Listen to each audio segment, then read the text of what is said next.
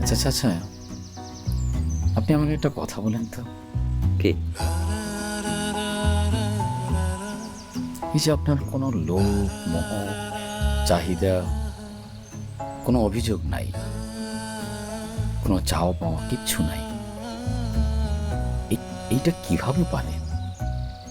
এইভাবে কি ভালো থাকা যায়? কষ্ট হয় না আপনার? বাবা, আপনি যে শব্দগুলো বললেন ওইগুলোর জন্যই মানুষ খারাপ থাকে, আবার হারানোর ভয়েও থাকে।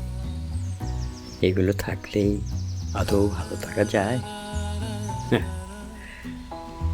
আপনি যদি জানেন আপনি ঠিক পথে আছেন, আপনাকে কেউ কষ্ট দিতে পারে না, আপনিও কষ্ট পাবেন না।